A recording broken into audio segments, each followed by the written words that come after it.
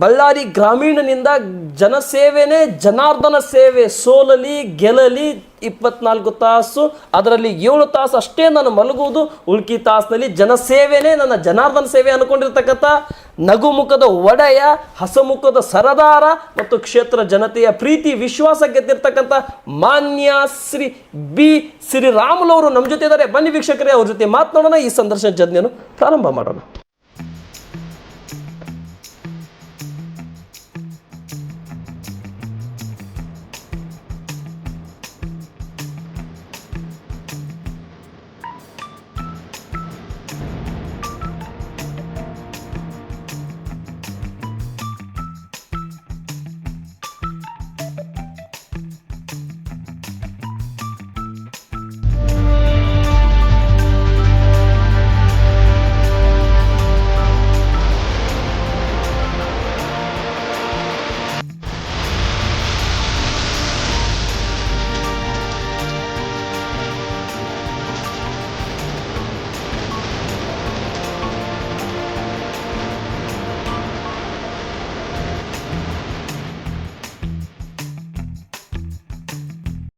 ನಮಸ್ಕಾರ ಸರ್. ನಮಸ್ಕಾರ ರೀ. ಚೆನ್ನಾಗಿದ್ದೀರಾ ಸರ್? ಆರಾಮಿದ್ದೀನಿ. ಆರೋಗ್ಯ ಹೇಗಿದೆ ಸರ್? ಆರೋಗ್ಯ ಚಲೋ ಇದೆ ರೀ. ಜೊತೆಲಿ ನಾನು ತಮ್ಮನ್ನು ನೋಡಿ ಸಂತೋಷ ಆಯ್ತು. ಯಾಕಂದರೆ ತಾವು ನ್ಯೂಸ್ 43 ಇಂಡಿಯಾದಿಂದ ಬಂದಿದ್ರಿ. ಮೊನ್ನೆ ತಾವು ನನಗೆ ಫೋನ್ ಮಾಡಿದ್ರಿ. ಹೌದು ಸರ್. ರಾಮ್ಲಣ್ಣರೇ, ನ್ಯೂಸ್ 43 ಇಂಡಿಯಾದಿಂದ ನಾವು ಬರ್ತಾ ಇದ್ವಿ, ಈ ಕಡೆ ಭಾಗದಲ್ಲಿ ಸರ್ವೆ ಮಾಡ್ತಾ ಇದ್ದೀವಿ ಇಡೀ ರಾಜ್ಯದಲ್ಲಿ. ಜೊತೆಲಿ ನಾನು ಕೂಡ ಆ ಭಾಗಕ್ಕೆ ಹೈದರಾಬಾದ್, ಕರ್ನಾಟಕಕ್ಕೆ, ಬಳ್ಳಾರಿಗೆ ಬರಬೇಕು ಅಂದ್ಕೊಂಡಿದ್ದೀನಿ. ಸಂತೋಷ ನನಗೆ. ಐ ಆಮ್ ಹ್ಯಾಪಿ ಟು ತಮ್ಮ ಪ್ರಶ್ನೆಗಳಿಗೆ ಉತ್ತರ ಕೊಡೋ ಸಲುವಾಗಿ ನಾನು ಸಿದ್ಧವಾಗಿದ್ದೀನಿ. ಹೇಗೆ ಸ್ಟಾರ್ಟ್ ಆಯ್ತು ಸರ್ ನಿಮ್ಮ ಲೈಫ್ ಸ್ಟೋರಿ? ಸ್ವಲ್ಪ ಶಾರ್ಟ್ ಆಗಿ ಸರ್. ಲೈಫ್ ಸ್ಟೋರಿ ಭಾಳ ಸಿಂಪಲ್ ಸರ್. ನಮ್ದೇನು ಅಷ್ಟು ದೊಡ್ಡ ಶ್ರೀಮಂತ ಕುಟುಂಬ ಏನಲ್ಲ. ನಮ್ಮ ಮನೆಯಲ್ಲಿ ನಮ್ಮ ತಂದೆಯವರು ರೈಲ್ವೆಯಲ್ಲಿ ಲಗೇಜ್ ಪೋರ್ಟರ್. ತುಂಬ ಕಷ್ಟಪಟ್ಟು ನಮ್ಮ ತಂದೆಯವರು ಸಂಪಾದನೆ ಮಾಡಬೇಕು. 4 ಮಂದಿ 8 ಮಂದಿ ಅಂದರೆ ನಮ್ಮ ಅಕ್ಕೋರಿಗೆ ಅವಾಗ ಲಗ್ನ ಆಗಿತ್ತು. ನಮ್ಮ ಅಳಿಯಂದ್ರೆ ಎಲ್ಲರೂ ಕೂಡ, ನಮ್ಮ ಮಾವನವರೆಲ್ಲ ಸೇರಿಕೊಂಡ್ರೆ ಜಾಯಿಂಟ್ ಕುಟುಂಬ ಆಗಿರೋ ಕಾರಣ ನಮ್ಮ ಮನೇಲಿ 20-25 ಮಂದಿ ಇರ್ತಾ ಇದ್ವಿ. ನಮ್ಮ 20-25 ಮಂದಿ ಇದ್ದಂಥ ಟೈಮಲ್ಲಿ ಮನೆ ನಡಿಬೇಕಾದ್ರೆ ತುಂಬ ಕಷ್ಟ. ಅದು ಒಕ್ಕಲ್ತನ ಫ್ಯಾಮಿಲಿ. ನಮಗೆ ಅಷ್ಟು ಒಕ್ಕಲ್ತನ ಮಾಡ್ಕೋಬೇಕು, ನಮ್ಮ ತಂದೆಯವರು ಒಬ್ಬರನ್ನೇ ಸಂಪಾದನೆ ಮಾಡಬೇಕು, ನಮ್ಮ ಶಾಲೆ ಅಷ್ಟು ಇಷ್ಟು ಓದ್ಕೋಬೇಕು. ನಮ್ಮ ಕುಟುಂಬ ಭಾಳ ಕಷ್ಟದಿಂದ ನಾವು ನಡೆಸ್ತಾ ಇದ್ದೀವಿ. ನಮಗೆ ಆಗಿನ ಸಂದರ್ಭದಲ್ಲಿ ನಮ್ಮ ಮನೆಯಲ್ಲಿ ಕಷ್ಟ ಇರೋಂಥ ಟೈಮಲ್ಲಿ ನಮಗೆಲ್ಲ ಕೂಡ ಆಗಿನ ಶಾಲೆಗಳಲ್ಲಿ ಉಪ್ಪಿಟ್ಟು ಕೊಡ್ತಾ ಇದ್ರಿ. ನಮ್ಮ ಅಕ್ಕ ತಂಗಿಯಂದ್ರೆ ಎಲ್ಲರೂ ಕೂಡ ಅಲ್ಲಿ ಶಾಲೆ ಓದ್ತಾ ಇದ್ರು. ನಾವು ಉಪ್ಪಿಟ್ಟು ಸಲುವಾಗಿ ಆ ಶಾಲೆಗೆ ಹೋಗ್ತಿದ್ವಿ. ಉಪ್ಪಿಟ್ಟು, ಆ ಬಿಸ್ಕೆಟ್ ಅವೆಲ್ಲ ಕೊಡ್ತಾ ಇದ್ರಿ. ಆಗ ರಾಮ್ಲವರು ಓದ್ಕೋಬೇಕು ಅಂದೇಳಿ ನಮ್ಮ ತಂದೆಯವರು ಸೇವಿಂಗ್ಸ್ ಮಾಡಿದಂಥ ಅಮೌಂಟಲ್ಲಿ ನನ್ನ ಶಾಂತಿ ಶಿಶ್ವರ್ ಅಂದೇಳಿ ಒಂದು ಇಂಗ್ಲೀಷ್ ಮೀಡಿಯಮ್ ಶಾಲೆಗೆ ಕಳಿಸ್ಕೊಟ್ರಿ. ಆ ಶಾಂತಿ ಶಿಶ್ವರದಲ್ಲಿ ಆಗಿನ ಓದಂಥ ಟೈಮಲ್ಲಿ ನಮಗೆ ಫಸ್ಟ್ ಲ್ಯಾಂಗ್ವೇಜ್ ಇಂಗ್ಲೀಷ್ ಇತ್ತು ರೀ, ಸೆಕೆಂಡ್ ಲ್ಯಾಂಗ್ವೇಜ್ ಹಿಂದಿ ಇತ್ತು ರೀ, ಥರ್ಡ್ ಲ್ಯಾಂಗ್ವೇಜ್ ಕನ್ನಡ ಇತ್ತು ರೀ. ಅವು ಕನ್ನಡ ನಮಗೆ ಫಸ್ಟ್ ಲ್ಯಾಂಗ್ವೇಜ್ ಇರ್ತಿದ್ದಿಲ್ಲ ರೀ. ಹಂಗಾಗಿ ನಮ್ಗೆ ಆಗಿನ ಪರಿಸ್ಥಿತಿಯಲ್ಲಿ ಏನಾಗ್ತಿತ್ತು ಅಂದ್ರಿಗಿನ ಆ 7th ಹೋದ್ಮೇಲೆ ಕನ್ನಡ ಫಸ್ಟ್ ಲ್ಯಾಂಗ್ವೇಜ್ ಆಯ್ತು ರೀ ನಮಗೆ. ಅಲ್ಲಿ ತನಕ ಕೂಡ ಫಸ್ಟ್ ಲ್ಯಾಂಗ್ವೇಜ್ ಕನ್ನಡ ಇಲ್ಲ ರೀ. ಆಗಿನ ಸಂದರ್ಭದಲ್ಲಿ ನನಗೆ ಗೊತ್ತಿರೋ ಪ್ರಕಾರ ತಿಂಗಳಿಗೆ 15 ರೂಪಾಯಿನೇ ಇತ್ತು ನನ್ನ ಸ್ಕೂಲ್ ಫೀಸು. 15 ರೂಪಾಯಿ ಜೋಡಿಸ್ಕೊಡ್ಬೇಕಾದ್ರೆ ಕೂಡ ಭಾಳಷ್ಟು ಕಷ್ಟ ಆಗ್ತಿತ್ತು. ಅಂದರೆ ನಾವು ಆಗಿನ ಸಂದರ್ಭದಲ್ಲಿ ನಾವು ಓದ್ಕೊತಾನೆ ಕೆಲಸ ಮಾಡೋದು, ಸಂಡೇಸಲ್ಲಿ ಹೋದಂಥ ಟೈಮಲ್ಲಿ ಯಾವಾಗ ಅವಕಾಶ ಸಿಕ್ಕಿದರೆ ಬೇರೆ ಯಾವುದನ್ನ ಕೆಲಸಕ್ಕೆ ಹೋಗೋದು, ಅದರಲ್ಲಿ ಬಂದಂಥ ಅಮೌಂಟನ್ನು ಮತ್ತೆ ಪುನಃ ನಮ್ಮ ತಂದೆಯವರು ಕೊಡೋದು. ಅಂದರೆ ನಮ್ಮ ತಂದೆಯವರು ಎಷ್ಟೇ ಕಷ್ಟ ಬಂದರೆ ಕೂಡ ಹೊಸಲು ದಾಟಿ ಹೋಗಬಾರ್ದು. ನಾವು ಏನನ್ನ ಬರಲಿ, ಏನನ್ನ ಆಗಲಿ, ಎಷ್ಟೇ ಕಷ್ಟ ಬಂದರೆ ಕೂಡ ಹೊಸಲು ದಾಟಿ ಹೋಗ್ಬಾರ್ದನ್ನ ನಮ್ಮ ತಂದೆ ತಾಯಿಯವರು ಭಾಳ ಸ್ಟ್ರಿಕ್ಟ್ ಮಾಡಿ. ನಮ್ಮ ತಾಯಿ ಅಂದ್ರಿಗಿನ ಆಕೆ ಯಾವತ್ತಿದ್ರು ಕೂಡ ನಮ್ಮನ್ನು ಎಷ್ಟು ಕಷ್ಟ ಬಂದರೆ ಕೂಡ ಆಕೆಗೆ ಕುತ್ತ ತನಕ ಬಂದರೆ ಕೂಡ ಆಕೆ ಯಾವತ್ತೂ ಕೂಡ ನಮ್ಮನ್ನು ಬಿಟ್ಟು ಕೊಡ್ತಿದ್ದಿಲ್ಲ. ಆ ಸಂದರ್ಭದಲ್ಲಿ ನಾವು ಕಷ್ಟ ಕಾಲದಲ್ಲಿ ಆಗ ಟೀಚರ್ಸ್ ಕೂಡ ಭಾಳ ರಾಮ್ಲವರು ಪಾಪ ಕಷ್ಟ ಕುಟುಂಬದಿಂದ ಬಂದಿದ್ದಾರೆ ಅಂದೇಳಿ ನನ್ನ ಟೀಚರ್ಸ್ ಇವತ್ತು ಕೂಡ ಇದ್ದಾರೆ ರೀ. ಗಾಯತ್ರಿ ಮೇಡಮ್ ಅವರು, ಉಷಾ ಮೇಡಮ್ ಅವರು, ನಂತರ ದೇಸಾಯಿ ಸರ್, ನಂತರ ಪ್ರಭು ಸರ್ ಅವರು, ನಂತರ ಗಾದ್ಲಿಂಗಪ್ಪ ಅವರು, ಭಾಳ ಮಂದಿ ಟೀಚರ್, ತಿಪ್ಪೇಸ್ವಾಮಿ ಅವರು, ಅವರೆಲ್ಲರೂ ಕೂಡ ಆಗಿನ ಸಂದರ್ಭದಲ್ಲಿ ನಮಗೆ ಫ್ರೀಯಾಗಿ ಟ್ಯೂಷನ್ ಕೂಡ ಹೇಳ್ಕೊಡ್ತಾರೆ. ನಾನು ಆಗಿನ ಸಂದರ್ಭದಲ್ಲಿ ನಾನು ಹೇಳ್ತಾಯಿದ್ದೆ, ಏನು ಮಾಡ್ತೀರಿ ರಾಮ್ಲು ಮುಂದೆ ಅಂದೇಳಿದೆ. ನಾನು ಏನನ್ನ ನೋಡ್ತೀನಿ, ಒಂದು ಪೊಲೀಸ್ ಆಗ್ಬೇಕಂದೇಳಿ ಪ್ರಯತ್ನ ಮಾಡ್ತೀನಿ, ಒಂದು ಸಬ್ ಇನ್ಸ್ಪೆಕ್ಟರ್ ಆಗ್ಬೇಕಂತ ಪ್ರಯತ್ನ ಮಾಡ್ತೀನಿ. ರಾಮ್ಲು ನೀನು IT ಇದೆ ಅಂತ ಹೇಳಿದ್ರೆ ನೀನು ಸಬ್ ಇನ್ಸ್ಪೆಕ್ಟರ್ ಆಗ್ತೀವಿ ಬಿಡಪ್ಪ ಅಂತ ಹೇಳ್ತಾಯಿದ್ರು. ಇಲ್ಲ ಮಿಲ್ಟ್ರಿಗೆ ಹೋಗ್ತೀನಿ ಅಂತ ಹೇಳ್ತಾಯಿದ್ದೆ. ಹಂಗಾಗಿ ಆಗಿನ ಈಗ ಸಂದರ್ಭದಲ್ಲಿ ಕರ್ನಾಟಕ ರಾಜ್ಯದ ಪವರ್ಫುಲ್ ರಾಜಕಾರಣಿ. ಆ್ಯಕ್ಚುಲಿ ನನಗೆ ಯಾವತ್ತೂ ಕೂಡ ನೋಡ್ರಿ ರಾಜಕಾರಣಕ್ಕೆ ನನಗೆ ಯಾವುದೇ ಸಂಬಂಧಗಳು ಇಲ್ಲ ರೀ. ರಾಜಕಾರಣಕ್ಕೆ ಬರ್ತೀನಿ ಅಂತೇಳಿ ಅಂದ್ಕೊಂಡಿದ್ದಲ್ರಿ. ಹಂಗೆ ಆಗಿನ ಸಂದರ್ಭದಲ್ಲಿ ನೋಡ್ರಿ ಯಾವತ್ತೂ ಕೂಡ ಮನುಷ್ಯ ಕಷ್ಟ ನೋಡಿದಂಥ ಟೈಮಲ್ಲಿ ಎಲ್ಲೋ ಒಂದು ಕಡೆ ಅವಕಾಶಗಳು ಕೂಡಿ ಬರ್ತಾ ಇದ್ದಾವೆ, ಅವಕಾಶಗಳು ಹುಡ್ಕೊತ ಬರ್ತಾ ಇದೆ ಅಂದಾಗ ದೇವರನ್ನಂಥ ದೊಡ್ಡವ್ರಿ. ನಮಗೆ ದೇವ್ರ ಮೇಲೆ ಭಾಳ ವಿಶ್ವಾಸ ರೀ. ಜೀವನದಲ್ಲಿ ಯಾವತ್ತಿದ್ರೂ ಕೂಡ ದೇವರನ್ನಂಥ ವ್ಯಕ್ತಿ ಎಲ್ಲರನ್ನ ಕಾಪಾಡ್ತಾನೆ. ಸರ್ ಹತ್ತಿದ್ದೀವಿ ರೀ, ನಾವು ಸ್ವಂತ ಹತ್ತಿದ್ದೀವಿ ರೀ, ನಾವು ಕಷ್ಟಗಳು ನೋಡಿದ್ದೀವಿ ರೀ. ನಂತರ ನಮಗೆ ಕಷ್ಟ ಬಂದಂಥ ಟೈಮಲ್ಲಿ ಕೂಡ ನಾವು ಯಾವುದೇ ಇದ್ದರೂ ಕೂಡ ಭಗವಂತ ನಮ್ಗೆ ಇದಾನ. ನನ್ನ ತಂದೆ ತಾಯಿಯವರು ಮುಂಚಿಂದುಗಡೆಯಲ್ಲಿ ಕಾರಣ ಯಾವತ್ತಿದ್ರೂ ಲಾಯಲ್ ರೀ. ನಾವೆಲ್ಲರೂ ಕೂಡ ಯಾವತ್ತೂ ಕೂಡ ಲಾಯಲ್ಟಿಯ ವಿಚಾರದಲ್ಲಿ ಯಾವತ್ತೂ ಕೂಡ ನಾವು ಯಾವುದೂ ತಪ್ಪೋದಿಲ್ಲ. ಕೆಲವೊಂದು ಸಂದರ್ಭದಲ್ಲಿ ನಾವು ಎತ್ತೇ ಕಷ್ಟ ಬಂದಂಥ ಟೈಮಲ್ಲಿ ಕೂಡ ಆ ಲಾಯಲ್ಟಿ ಇರೋ ಕಾರಣ ಭಗವಂತ ಇಲ್ಲಿ ತನಕ ಕೂಡ ನಮ್ಮನ್ನ ಹೇಳ್ಕೊಂಬಂದಾನೆ. ಮೊದಲನೇ ಹೆಜ್ಜೆ ರಾಜಕೀಯ ಯಾವ ವಿಷಯದಿಂದ, ಯಾವ ಹೋರಾಟದಿಂದ ರಾಜಕಾರಣಕ್ಕೆ ಪ್ರವೇಶ ಮಾಡಿದ್ರು ಸರ್? 1990ರಲ್ಲಿ ನನ್ನ ಮಾವರವರಿಂದ ರೈಲ್ವೆ ಬಾಬು ಅವರು ಇದ್ದರು ರೀ. ಆ ರೈಲ್ವೆ ಬಾಬು ಅವರ ನಂತರ ಭಾಳ ಇಲ್ಲಿ ಕಾರ್ಪೊರೇಟ್ರಾಗಿ ಕೌನ್ಸಿಲರ್ ಆಗಿ ಇದ್ದರು ರೀ. ಆಗಿನ ಸಂದರ್ಭದಲ್ಲಿ ನನ್ನ ಅಕ್ಕನ ಮಾಡ್ಕೊಂಡಿದ್ರೆ ನಮ್ಮ ಅಮ್ಮನ ತಮ್ಮ ರೀ. ಸಂದರ್ಭದಲ್ಲಿ ಅವನ ಕಷ್ಟ ಕಾಲದಲ್ಲಿ ಕೂಡ ಅವನು 2-3 ಬಾರಿ ಕೌನ್ಸಿಲರ್ ಕೂಡ ಆಗ್ತಾನೆ ರೀ. ಎಷ್ಟು ದೊಡ್ಡ ಮಟ್ಟಿಗೆ ಹೋಗ್ತಾನೆ ಅಂದ್ರೆಗಿನ ಯಾರು MLAಗಳಿದ್ದಾರೆ, ಅವು MLA ಅಂದರೆ ನಮ್ಗೆ ಗೊತ್ತಿಲ್ಲ ರೀ. ನಮಗೆ ಕೂಡ ನಮ್ಮ ಮನೆ ತನಕ ನಾವು ರಾಜಕಾರಣದಿಂದ ಬಂದಂಥವ್ರಲ್ಲ. ಆ MLA ಕಾಂಪಿಟೇಷನ್ ತನಕ ಹೋಗ್ತಾನೆ ರೀ. ಆ ಓದಂಥ ಟೈಮಲ್ಲಿ ಅವನ್ನ ಮರ್ಡರ್ ಮಾಡ್ತಾರೆ ರೀ. ಹಾಯ್ ಹಲೋ ನಮಸ್ತೆ ವೀಕ್ಷಕರೇ. ಇಂದು ಕಲ್ಯಾಣ ಕರ್ನಾಟಕ ಭಾಗದಲ್ಲಿ ನ್ಯೂಸ್ 43 ಇಂಡಿಯಾ ತಂಡ ಇನ್ ಸರ್ವೆದಿಂದ ಅನೇಕ ವಿಷಯಗಳಲ್ಲಿ ಗ್ರೌಂಡ್ ರಿಪೋರ್ಟಿಂಗ್ ನಡೀತಾ ಇದೆ. ಆ ವಿಷಯಗಳು ಏನಂತ ಹೇಳಿದರೆ 2.5 ವರ್ಷದ ರಾಜ್ಯ ಸರ್ಕಾರ, 11.5 ವರ್ಷದ ಕೇಂದ್ರ ಸರ್ಕಾರ, 1.5 ವರ್ಷದ BJP JDS ಮೈತ್ರಿ ಕೇಂದ್ರದಲ್ಲಿ ನಡೀತಾ ಇರೋಂಥ ವಿಷಯಗಳನ್ನು, ನಂತರ ಬರ್ತಾ ಇರುವಂಥ ಕರ್ನಾಟಕ ರಾಜ್ಯದಲ್ಲಿ 5 ಗ್ಯಾರಂಟಿ ಜೊತೆಯಲ್ಲಿ 136 ಗೆದ್ದಿದ್ದೀವಿ. ಸ್ವತಂತ್ರದವರು ಮತ್ತು ಉಪಚುನಾವಣೆಯಲ್ಲಿ ಕೂಡ ನಾವು ಆಯ್ಕೆಯಾಗಿದ್ದೀವಿ. 140 ಪೂರ್ಣ ಅವಧಿಯ ಬಹುಮತದ ಸರ್ಕಾರ ಅಂತೇಳಿ ಅಂತ ಇರುವಂಥ ಈಗಿನ ರಾಜ್ಯ ಸರ್ಕಾರದ ಶಾಸಕರುಗಳು ಮತ್ತು ಸಚಿವರುಗಳು. ಇವೆಲ್ಲ ಲೆಕ್ಕಾಚಾರಿನಲ್ಲಿ ನ್ಯೂಸ್ 43 ಇಂಡಿಯಾ ತಂಡ ಇನ್ ಸರ್ವೆದಿಂದ ಗ್ರಾಮೀಣ ಭಾಗದಲ್ಲಿ ಏನು ನಡೀತಾ ಇದೆ, ವಿಧಾನಸಭೆ ಭಾಗದಲ್ಲಿ ಏನು ನಡೀತಾ ಇದೆ, ಸಿಟಿ ಭಾಗದಲ್ಲಿ ಏನು ನಡೀತಾ ಇದೆ, ಈ ಗ್ಯಾರಂಟಿಯಿಂದ ಡೆವಲಪ್ಮೆಂಟ್ ಆಗ್ತಾ ಇದೆಯಾ, ಮತ್ತು ಈ ಕ್ಷೇತ್ರದಲ್ಲಿ ಪ್ರಭಾವಿ ನಾಯಕರನ್ನೇ 2023ರಲ್ಲಿ ಪರಾಜಿತ ಆಗಿರ್ತಕ್ಕಂಥ ಆ ಒಂದು ಕಾರಣ ಏನು, ಮತ್ತು 2028-29 ಪೂರ್ವ ಬರುವಂಥ ಭಾವಿಯ ಒಂದು ಪೂರ್ವ ವಿಷಯವನ್ನು ತಗೊಳಕ್ಕೆ ಹೋದರೆ ಮತ್ತು ಮುಂದೆ ಬರ್ತಾ ಇರುವಂಥ 2028-29ರಲ್ಲಿ ಹಿಂದೆ ಮಾಡಿರ್ತಕ್ಕಂಥ ತಪ್ಪನ್ನು, ಹಿಂದೆ ಮಾಡಿರ್ತಕ್ಕಂಥ ತಮ್ಮ ನಾಯಕರನ್ನು ಕಳ್ಕೊಂಡಿರ್ತಕ್ಕಂಥ ನಾಯಕರನ್ನು ಮುಂದೆ ಅವಕಾಶ ಸಿಗಬಹುದಾ, ಮತ್ತು ಕ್ಷೇತ್ರದಲ್ಲಿ ನಡವಳಿಕೆ ವಿಷಯಗಳನ್ನು ಮತ್ತು ವಾಕ ಚಾತುರ್ಯಗಳನ್ನು, ಮಾಜಿ ಶಾಸಕರ ವಿಷಯಗಳನ್ನು ತೊಗೊಳಕ್ಕೆ ಹೋದರೆ ಯಾರ್ದು ವಿಷಯಗಳನ್ನು ಬರ್ತಾ ಇದೆ ಅಂತೇಳಿ ನ್ಯೂಸ್ 43 ಇಂಡಿಯಾ ಮತ್ತು ಇನ್ ಸರ್ವೆದಿಂದ ಗ್ರೌಂಡ್ ರಿಯಾಲಿಟಿ ವರ್ಕಿಗೆ ಹೋಗಿರ್ತಕ್ಕಂಥ ಸಂದರ್ಭದಲ್ಲಿ ಕಲ್ಯಾಣ ಕರ್ನಾಟಕ ಭಾಗದಲ್ಲಿ ಗಣಿನಾಡ ಆಗಿರ್ತಕ್ಕಂಥ ಬಳ್ಳಾರಿ ಜಿಲ್ಲೆಯ ಮತ್ತು ಬಳ್ಳಾರಿ ಗ್ರಾಮೀಣ ವಿಧಾನಸಭಾ ಕ್ಷೇತ್ರ ವ್ಯಾಪ್ತಿಯಲ್ಲಿ ನ್ಯೂಸ್ 43 ಇಂಡಿಯಾ ತಂಡ ಇನ್ ಸರ್ವೆದಿಂದ ಭೇಟಿ ಮಾಡಲಾಗಿದೆ. ಭೇಟಿ ಮಾಡಲಾಗದ ಸಂದರ್ಭದಲ್ಲಿ ಇಲ್ಲಿ ಬಂದಿರತಕ್ಕಂಥ ಅನೇಕ ವಿಷಯಗಳನ್ನು ಪ್ರಸ್ತಾವನೆ ಆಯಿತು. ಜಾತಿ ವಿಷಯಗಳನ್ನು ಬಂದವು, SC/ST ಮೀಸಲಾತಿಗಳನ್ನು ಬಂದವು, ಮತ್ತು ಅಲ್ಪಸಂಖ್ಯಾತರಿಗೆ ಇದ್ದಿರತಕ್ಕಂಥ ಮೀಸಲಾತಿ ಕಡಿತಗಳನ್ನು ಬಂದವು. ಇವೆಲ್ಲ ಲೆಕ್ಕಾಚಾರಿನಲ್ಲಿ ಹೋದಂಥ ಸಂದರ್ಭದಲ್ಲಿ ಇಲ್ಲಿ ಬಂದಿರತಕ್ಕಂಥ ವಿಷಯ ಏನಂದರೆ, ಯಾರೂ ಕೂಡ ನಮಗೆ 70 ವರ್ಷದಿಂದ 75 ವರ್ಷದಿಂದ ಇನ್ನೂವರೆಗೆ ಹಣ ನಮ್ಮ ಅಕೌಂಟಿಗೆ ನೇರವಾಗಿ ಹಾಕಿಲ್ಲ. ಅದೇ ರೀಸನ್ ಮೇರೆಗೆ ನಾವು ಈ ಬಾರಿ ಬದಲಾವಣೆ ಮಾಡಿದ್ದೀವಿ ಅನ್ನುವಂಥ ವಿಷಯಗಳನ್ನು ಪ್ರಸ್ತಾವನೆ ಮಾಡಿದ್ದಾರೆ. ಇವೆಲ್ಲ ವಿಷಯಗಳನ್ನು ಕ್ರೋಢೀಕರಣ ಹೋಗಿರ್ತಕ್ಕಂಥ ಸಂದರ್ಭದಲ್ಲಿ ಆದರೆ ಕಳೆದುಕೊಂಡಿರ್ತಕ್ಕಂಥ ನಾಯಕರ ಬಗ್ಗೆ ಜನಸಾಮಾನ್ಯರಿಗೆ ಏನು ಮಾತನಾಡ್ತಾ ಇದ್ದಾರೆ.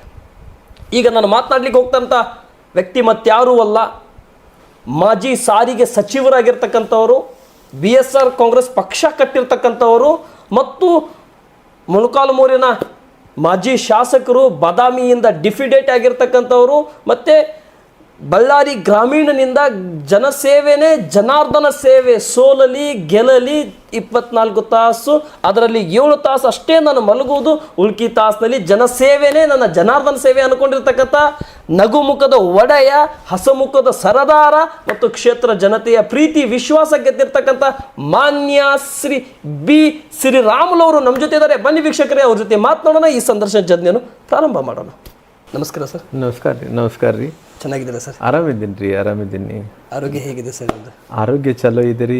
ಜೊತೆಲಿ ನಾನು ತಮ್ಮನ್ನು ನೋಡಿ ಸಂತೋಷ ಆಯ್ತು. ಯಾಕಂದರೆ ತಾವು ನ್ಯೂಸ್ 43 ಇಂಡಿಯಾ ಸರ್. 43 ಇಂಡಿಯಾದಿಂದ ಬಂದಿದ್ರಿ. ಮೊನ್ನೆ ತಾವು ನನಗೆ ಫೋನ್ ಮಾಡಿದ್ರಿ, ಹೌದು ಸರ್. ರಾಮ್ಲಣ್ಣರೇ ನ್ಯೂಸ್ 43 ಇಂಡಿಯಾದಿಂದ ನಾವು ಬರ್ತಾ ಇದ್ವಿ, ಈ ಕಡೆ ಭಾಗದಲ್ಲಿ ಸರ್ವೆ ಮಾಡ್ತಾ ಇದ್ದೀವಿ ಇಡೀ ರಾಜ್ಯದಲ್ಲಿ.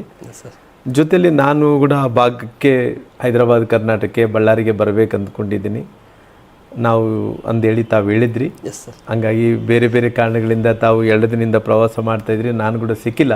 Yes sir. ನಾನು ಕೂಡ ಹೊರಗಡೆ ಪ್ರವಾಸ ಮಾಡ್ತಾ ಇದ್ದೆ. ಹಂಗಾಗಿ ತಮ್ಮನ್ನು ನೋಡಿ ಭಾಳ ಸಂತೋಷ ಆಯಿತು. ಯಾಕಂದರೆ ಇಷ್ಟೊಂದು ಸಮಯ ಕೊಟ್ಟು ತಾವು ಅಷ್ಟು ದೂರದಿಂದ ಬಂದಿದ್ರಿ. ಯಾಕಂದರೆ ಪಾಪ ತಮಗೆ ಕೂಡ ರೆಸ್ಪಾನ್ಸಿಬಿಲಿಟಿ ತುಂಬ ಇರ್ತಾವೆ. ಆದರೂ ಕೂಡ ಏನು ಎನಿವೇ ಬಂದಿದ್ರಿ, ಸಂತೋಷ. ನನಗೆ ಐ ಆಮ್ ಹ್ಯಾಪಿ ಟು ತಮ್ಮ ಪ್ರಶ್ನೆಗಳಿಗೆ ಉತ್ತರ ಕೊಡೋ ಸಲುವಾಗಿ ನಾನು ಸಿದ್ಧವಾಗಿದ್ದೀನಿ. ತಾವು ಏನೇ ಪ್ರಶ್ನೆಗಳು ಕೇಳಿ ಅದನ್ನು ನಾನು ಯಾವ ರೀತಿಯಲ್ಲಿ ಸಂಜಾಯಿಷನ್ ಕೊಡಬೇಕು. ಎಲ್ಲ ಪ್ರಶ್ನೆಗಳಿಗೆ ಉತ್ತರ ಆಲ್ರೆಡಿ ಸಿಕ್ಬಿಡ್ತು ಸರ್ ನನಗೆ. ಯಾಕಂದರೆ ಫಸ್ಟಿಗೆ ಕೂಡ ತಾವು ಏನು ತಿಳಿಸಿದ್ರಲ್ಲ, ಬಿಡುವಾದಂಥ ಸಮಯದಲ್ಲಿ ಸಮಯ ಇಲ್ಲಂದ್ರೂ ಕೂಡ ತಾಳ್ಮೆಯಿಂದ ತಾವು ಕಾದು ನಮ್ಮ ಹತ್ರ ಬಂದಿದ್ರಂತ ಏನು ಕೇಳಿದ್ರಲ್ಲ, ನಾನು ಕೇಳೋಕ್ಕಿಂತ ಪೂರ್ವಕ್ಕೆ ನನಗೆ ಉತ್ತರ ಸಿಕ್ತು sir. Okay sir, thank you, ನಮಸ್ತೆ. ನಾನು ಜರ್ನಿ ಸ್ಟಾರ್ಟ್ ಮಾಡಿ ಸರ್. ನನ್ನ ಮೊದಲನೇ ಪ್ರಶ್ನೆ ರಾಜಕೀಯ ಕಡೆ ಬರೋದಕ್ಕಿಂತ ಮುಂಚೆ ತಮ್ಮ ಒಂದು ವೈಯಕ್ತಿಕ ಜೀವನದ ಕಡೆ ಹೋಗ್ತಾ ಇದ್ದೇನೆ ಸರ್. ನಾನು ತಮ್ಮ ಪೂಜ್ಯ ತಂದೆಯವರು ಮತ್ತು ತಮ್ಮ ಮಾತೋಶ್ರೀಯವರು ಅವರಿಂದ ಪ್ರಾರಂಭವಾಗಿರ್ತಕ್ಕಂಥ ನಿಮ್ಮ ಜೀವನ ಹೇಗೆ ಸ್ಟಾರ್ಟ್ ಆಯ್ತು ಸರ್? ನಿಮ್ಮ ಲೈಫ್ ಸ್ಟೋರಿ ಸ್ವಲ್ಪ ಶಾರ್ಟ್ ಆಗಿ ಸರ್. ಲೈಫ್ ಸ್ಟೋರಿ ಭಾಳ ಸಿಂಪಲ್ ಸರ್. ನಮ್ದು ಏನು ಅಷ್ಟು ದೊಡ್ಡ ಶ್ರೀಮಂತ ಕುಟುಂಬ ಏನಲ್ಲ. ನಮ್ಮ ಮನೆಯಲ್ಲಿ ನಮ್ಮ ತಂದೆಯವರು ರೈಲ್ವೆಯಲ್ಲಿ ಲಗೇಜ್ ಪೋರ್ಟರ್. ಲಗೇಜ್ ಪೋರ್ಟರ್ ಅಂದರೆ ಗೊತ್ತಲ್ಲ, ಯಾವನ ಪಾರ್ಸಲ್ ಬಂದರೆ ಪಾರ್ಸಲ್ ಆಫೀಸ್ ಅಂತ ಇರ್ತಾವ್ರಿ. ಹೌದು. ಆ ಪಾರ್ಸಲ್ ಆಫೀಸಲ್ಲಿ ನಮ್ಮ ತಂದೆಯವರು ಲಗೇಜ್ ಪೋರ್ಟರ್. ಆಗಿನ ಕಾಲ ರೈಲ್ವೇಸಲ್ಲಿ ಹೆಂಗಿತ್ತು ಅಂತ ಹೇಳಿದ್ರೆ, ನಮ್ಮ ತಂದೆಯವರು ನಮ್ಮ ತಾಯಿ ತಂದೆಯವರು ಕೂಡ ರೈಲ್ವೇದಲ್ಲಿ ಕೆಲಸ ಮಾಡ್ತಾಯಿದ್ರು. ನಮ್ಮ ಅನೇಕ ಜನ್ರೇಷನ್ಗಳು ರೈಲ್ವೇಸಲ್ಲಿ ಕೆಲಸ ಮಾಡಿದ್ದಾರೆ. ಯಾವಾಗ ಕೆಲಸ ಮಾಡಿದ್ದಾರೆ ಅಂದ್ರಿಗಿನ ಅವ್ರು ರೈಲ್ವೇಸಲ್ಲಿ ಕೆಲಸ ಸಿಗಬೇಕಂದ್ರಿಗಿನ ಅವಾಗ ಅಪ್ಲಿಕೇಶನ್ಗಳು ಆಗ್ತಿದ್ದಿಲ್ಲ. ಯಾರನ್ನ ದಾರಿಗೆ ಹೋಗೋರನ್ನ ಹಿಡ್ಕೊಂಡ್ರೆ ರೈಲ್ವೆ ಕೆಲಸ ಮಾಡ್ಬೇಕನ್ನೋದು. ಗ್ಯಾಂಗ್ ಮೆನ್ಗಳು ಅಂದ್ರಿಗಿನ ಈ ಲೈನ್ ಮೇಲೆ ಆಳಿ ಮೇಲೆ ಕೆಲಸ ಮಾಡಿದ ಅವರು ಇವರು. ಅವಾಗ ಆಗಿನ ಸಂದರ್ಭದಲ್ಲಿ ನಮ್ಮ ತಾತ ಮುತ್ತಾತರು ಸೇರ್ಕೊಂಡಿರುವಂಥ ರೈಲ್ವೇಸಲ್ಲಿ ನಮ್ಮ ತಂದೆಯವ್ರ ತನಕ ಕೂಡ ನಾವು ರೈಲ್ವೇಸಲ್ಲೇ, ಹಂಗೆ ನಮ್ಮ ಅಣ್ಣ ತಮ್ಮಂದರು ಕೂಡ ಇವತ್ತು ನಮ್ಮ ಅಣ್ಣವರೆಲ್ಲ ಕೂಡ ರೈಲ್ವೇಸಲ್ಲೇ ಕೆಲಸ ಮಾಡ್ತಾರೆ. ಹಂಗಾಗಿ ನಮಗೆ ರೈಲ್ವೇಸ್ಗೆ ನಮಗೆ ಒಂದು ಅನ್ಯೂನ್ಯವಾದಂಥ ಸಂಬಂಧಗಳು, ಭಾಳ ದೊಡ್ಡ ಜರ್ನಿ ಇದೆ. ಆ ಜರ್ನಿಯಲ್ಲಿ ನಮ್ಮ ತಂದೆಯವರು 4 ಮಂದಿ ಅಣ್ಣ ತಮ್ಮಂದರು, 4 ಮಂದಿ ಅಕ್ಕ ತಂಗಿಯಂದರು. ಆ 4 ಮಂದಿ ಅಕ್ಕ ತಂಗಿಯಂದರು, 4 ಮಂದಿ ಅಣ್ಣ ತಮ್ಮಂದರು. ಭಾಳ ಕಷ್ಟ ಜೀವನ, ತುಂಬ ಕಷ್ಟಪಟ್ಟು ನಮ್ಮ ತಂದೆಯವರು ಸಂಪಾದನೆ ಮಾಡಬೇಕು. 4 ಮಂದಿ 8 ಮಂದಿ ಅಂದರೆ ನಮ್ಮ ಅಕ್ಕೋರಿಗೆ ಅವಾಗ ಲಗ್ನ ಆಗಿತ್ತು. ನಮ್ಮ ಅಳಿಯಂದ್ರೆ ಎಲ್ಲರೂ ಕೂಡ ನಮ್ಮ ಮಾವನವರೆಲ್ಲ ಸೇರಿಕೊಂಡ್ರೆ ಜಾಯಿಂಟ್ ಕುಟುಂಬ ಆಗಿರೋ ಕಾರಣ ನಮ್ಮ ಮನೇಲಿ 20-25 ಮಂದಿ ಇರ್ತಾಯಿದ್ವಿ. ನಮ್ಮ 20-25 ಮಂದಿ ಇದ್ದಂಥ ಟೈಮಲ್ಲಿ ಮನೆ ನಡಿಬೇಕಾದ್ರೆ ತುಂಬ ಕಷ್ಟ ಆಗ್ತಿತ್ತು. ಆಗಿನ ಸಂದರ್ಭದಲ್ಲಿ ನಮಗೆ ಜೋಳದ ರಾಶಿ ಅಂದೇಳಿ ನಮ್ಮ ಸ್ವಂತ ಊರು, ಇಲ್ಲಿಂದ ಬಳ್ಳಾರಿಯಿಂದ 22 ಕಿಲೋಮೀಟ್ರ್ ಆಗುತ್ತೆ. ನಮ್ಮ ತಂದೆಯವ್ರದ್ದು ಜೋಳದ ರಾಶಿ ಅಂದೇಳಿ ನಮಗೆ ಆಗಿನ ಕಾಲದಲ್ಲಿ ಇಲ್ಲಿ ಜೋಳ ಬೆಳೀತಾ ಇದ್ವಿ. ನಮ್ಮ ರೊಟ್ಟಿ ಈ ಕಡೆ ಎಲ್ಲ ಕೂಡ ನಮ್ಗೆ ಮುದ್ದೆ ತಿನ್ನೋದು ಅಭ್ಯಾಸ ಇಲ್ಲ ರೀ, ಜೋಳನೇ ತಿನ್ನೋದು, ರೊಟ್ಟಿ ತಿನ್ನೋದು. ಆಗಿನ ಸಂದರ್ಭದಲ್ಲಿ ನಮ್ಮ ತಂದೆಯವರು ಮಾಡಿದಂಥ ಸಂಪಾದನೆಯಲ್ಲಿ ಒಂದು ಗೌರವದಿಂದ ಮರ್ಯಾದೆಯಿಂದ ಜೀವನ ಮಾಡೋದು. ನಮಗೆ ಆಗಿನ ಸಂದರ್ಭದಲ್ಲಿ ನಮಗೆ ಸಾಕಷ್ಟು ಮನೇಲಿ ಆಕಳುಗಳಿದ್ವು, ದನಕರುಗಳಿದ್ವು, ಅವೆಲ್ಲ ಇತ್ತು ರೀ. ನಮ್ಮದು ಒಕ್ಕಲ್ತನ ಫ್ಯಾಮಿಲಿ. ನಮಗೆ ಅಷ್ಟು ಒಕ್ಕಲ್ತನ ಮಾಡ್ಕೋಬೇಕು, ನಮ್ಮ ತಂದೆಯವರು ಒಬ್ಬರನ್ನೇ ಸಂಪಾದನೆ ಮಾಡಬೇಕು, ನಮ್ಮ ಶಾಲೆ ಇಷ್ಟು ಓದ್ಕೋಬೇಕು. ನಮ್ಮ ಕುಟುಂಬ ಭಾಳ ಕಷ್ಟದಿಂದ ನಾವು ನಡೆಸ್ತಾ ಇದ್ದೀವಿ ರೀ. 1ನೇ ಕ್ಲಾಸಿಂದ ರೀ ನಾನು ಓದ್ಕೊಂಡಿರೋದಂಥದ್ದು. ಮುಂಚೆ ರೈಲ್ವೆ ಸ್ಕೂಲಲ್ಲಿ ನಮಗೆ ಆಗಿನ ಸಂದರ್ಭದಲ್ಲಿ ನಮ್ಮ ಮನೆಯಲ್ಲಿ ಕಷ್ಟ ಇರೋಂಥ ಟೈಮಲ್ಲಿ ನಮಗೆಲ್ಲ ಕೂಡ ಆಗಿನ ಶಾಲೆಗಳಲ್ಲಿ ಉಪ್ಪಿಟ್ಟು ಕೊಡ್ತಾಯಿದ್ರಿ. ನಮ್ಮ ಅಕ್ಕ ತಂಗಿಯಂದ್ರೆ ಎಲ್ಲರೂ ಕೂಡ ಅಲ್ಲಿ ಶಾಲೆಗೆ ಓದ್ತಾಯಿದ್ರು. ನಾವು ಉಪ್ಪಿಟ್ಟು ಸಲುವಾಗಿ ಆ ಶಾಲೆಗೆ ಹೋಗ್ತಿದ್ವಿ. ಉಪ್ಪಿಟ್ಟು, ಆ ಬಿಸ್ಕೆಟ್ ಅವೆಲ್ಲ ಕೊಡ್ತಾಯಿದ್ರು ರೀ. ಆಗಿನ ಸಂದರ್ಭದಲ್ಲಿ ನಮ್ಮ ತಂದೆಯವರು ಮನೇಲಿದ್ದರೆ ಕೂಡ ಸುಮ್ಮನೆ ಓಡಾಳ್ತನ ಮಾಡ್ತಿರ್ತಾರೆ ಅಂದೇಳಿ ಅವಾಗ ರೈಲ್ವೆ ಕ್ವಾರ್ಟರ್ಸಲ್ಲಿ ನಮ್ಮ ಮನೆ ಕೊಟ್ಟಿದ್ದರು. ಹಂಗಾಗಿ ಆ ಕ್ವಾರ್ಟರ್ಸಲ್ಲಿ ಇರೋದು ಅವಾಗ ರೈಲ್ವೆ ಸ್ಕೂಲ್ ಅಂದಿತ್ತು ರೀ. ರೈಲ್ವೆ ಸ್ಕೂಲಲ್ಲಿ ನಮ್ಮ ಅಕ್ಕಂದ್ರೆ ಎಲ್ಲರೂ ಕೂಡ ಶಾಲೆಗೆ ಹೋಗ್ತಿದ್ರಿ. ಶಾಲೆಗೆ ಹೋದಂಥ ಟೈಮಲ್ಲಿ ನಾವೇನು ಮಾಡೋದಂದರೆ ಅಲ್ಲಿ ಒಂದು ನರ್ಸರಿ ಕ್ಲಾಸ್ ಥರ ನಡೀತಿರ್ತದೆ ರೀ, ಮಕ್ಕಳೆಲ್ಲ ಕೂಡ ಸೇರಿಸ್ಕೊಂಡು ಆ ಶಾಲೆಯಲ್ಲಿ ಹೋಗೋದ್ರಿ. ಅಲ್ಲಿ ಕೂಡೋದು, ಉಪ್ಪಿಟ್ಟು ತಿನ್ನೋದು, ಬರೋದ್ರಿ. ಅದು ಊಟ ಮಾಡೋಕ್ಕೆ ಹೋಗೋದ್ರಿ. ಅಂದರೆ ಕಷ್ಟ ಅಂತೂ ತುಂಬ ಇತ್ತು. ಆಗಿನ ಸಂದರ್ಭದಲ್ಲಿ ಮನೆ ನಡಿಬೇಕಾದ್ರೆ ನಮ್ಮ ತಂದೆಯವರೊಬ್ಬನೇ ಏನು ದುಡಿಯೋಕ್ಕಾಗ್ತದೆ ರೀ. ನಮ್ದೆಲ್ಲ ಕೂಡ ಇದೆಲ್ಲ ಕೂಡ ನೀರು, ಮಳೆ ಮೇಲೆ ಆಶ್ರಿತವಾದಂಥ ಪ್ರದೇಶ ರೀ. ಮಳೆ ಬಂದ್ರೇ ಬೆಳೆ. ಎಷ್ಟು ಮಾಡಿದ್ರು ಕೂಡ 1 ಎಕರೆಗೆ ಎಷ್ಟು ಬರ್ತಾರೆ? 2 ಚೀಲ ಜೋಳ ಬರ್ತಾವೆ. ಅದು ನಾವೇನು ಕಡೆ ಕಣಿಕಿ ಥರ. ಆಗಿನ ಸಂದರ್ಭದಲ್ಲಿ ನಮ್ಮ ಭಾಗದಲ್ಲಿ ಮಳೆ ಆಶ್ರಿತ ಪ್ರದೇಶ ಅಲ್ರಿ. ಅವಾಗ ಎಷ್ಟು ಬೆಳೆಸಿದ್ರು ಕೂಡ ಭಾಳ ಕಡಿಮೆ ಬರ್ತಿದ್ರಿ. ಆ ಸಂದರ್ಭದಲ್ಲಿ ನಾವು ಆ ಮನೇಲಿ ಬಂದಿದ್ದು ಅಲ್ಲಿಂದ ತಂದು ಹಾಕೋದು ನಾವು ಹಂಗೆಲ್ಲ ಇತ್ತು ರೀ.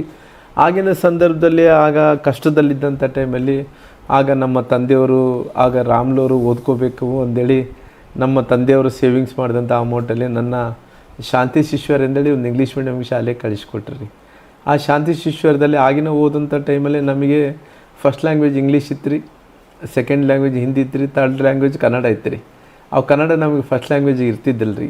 ಹಂಗಾಗಿ ನಮ್ಗೆ ಆಗಿನ ಪರಿಸ್ಥಿತಿಯಲ್ಲಿ ಏನಾಗ್ತಿತ್ತು ಅಂದ್ರಿಗಿನ ಆ 7th ಹೋದ್ಮೇಲೆ ಕನ್ನಡ ಫಸ್ಟ್ ಲ್ಯಾಂಗ್ವೇಜ್ ಆಯ್ತು ರೀ ನಮಗೆ. ಅಲ್ಲಿ ತನಕ ಕೂಡ ಫಸ್ಟ್ ಲ್ಯಾಂಗ್ವೇಜ್ ಕನ್ನಡ ಇಲ್ಲ ರೀ ನಮಗೆ.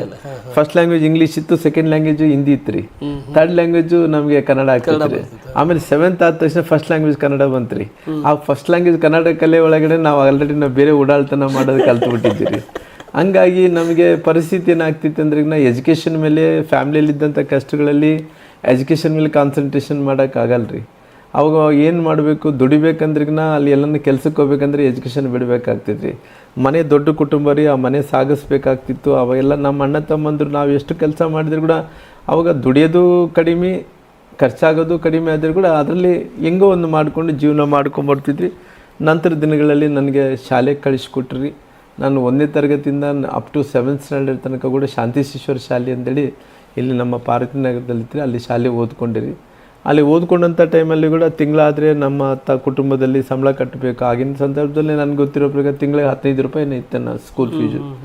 15 ರೂಪಾಯಿ ಜೋಡಿಸ್ಕೊಡ್ಬೇಕಾದ್ರೆ ಕೂಡ ಭಾಳಷ್ಟು ಕಷ್ಟ ಆಗ್ತಿತ್ತು ರೀ. ಆಗಿನ ಸಂದರ್ಭದಲ್ಲಿ ನಮ್ಮೆಲ್ಲ ತಂದೆಯವ್ರಿಗೆ ಏನಂದರೆ ಈ ಮಕ್ಕಳೆಲ್ಲರೂ ಕೂಡ ಆಗಿನ ಸಂದರ್ಭದಲ್ಲಿ ಈ ಗಡಿಭಾಗ ಆಗಿರೋ ಕಾರಣ ಮಕ್ಕಳು ಕೆಲವು ಮಂದಿ ತೆಲುಗು ಓದ್ಕೊಂಡಾರ, ಕೆಲವು ಮಂದಿ ಕನ್ನಡ ಓದ್ಕೊಂಡಾರ. ನನ್ನ ತಂಗಿ ಶಾಂತಕ್ಕನವರು ಹಿಂದಿ ಓದ್ಕೊಂಡಲ್ಲ, ಟೀಚರ್ ಆಗಿದ್ದಾಳೆ. ಇವನಿಗೇನೋ ಇಂಗ್ಲೀಷ್ ಕಳ್ಸೋಣ ಅಂದೇಳಿ ನಮ್ಮ ತಂದೆಯವರು ಇವನು ಇಂಗ್ಲೀಷ್ ಮೀಡಿಯಮ್ ಶಾಲೆ ಇದ್ದಾವೆ ಅಂದೇಳಿ ನಮ್ಮ ಇಂಗ್ಲೀಷ್ ಕಳಿಸ್ಕೊಟ್ರಿ. ಆಗಿನ ಸಂದರ್ಭದಲ್ಲಿ ಕಷ್ಟ ಇದ್ದಂಥ ಟೈಮಲ್ಲಿ ಕೂಡ ನಾನು ಇಂಗ್ಲೀಷ್ ಮೀಡಿಯಮ್ ಶಾಲೆ ಕಳಿಸಿದಂಥ ಟೈಮಲ್ಲಿ ಕೂಡ ಆಗ ತುಂಬ ಕಷ್ಟಪಟ್ಟು ನನಗೆ ಭಾಳ ಟೀಚರ್ಸ್ ಇದ್ದಾರೆ, ಇವತ್ತು ಕೂಡ ತುಂಬ ಗೌರವ ಕೊಡ್ತಾರೆ ನನಗೆ.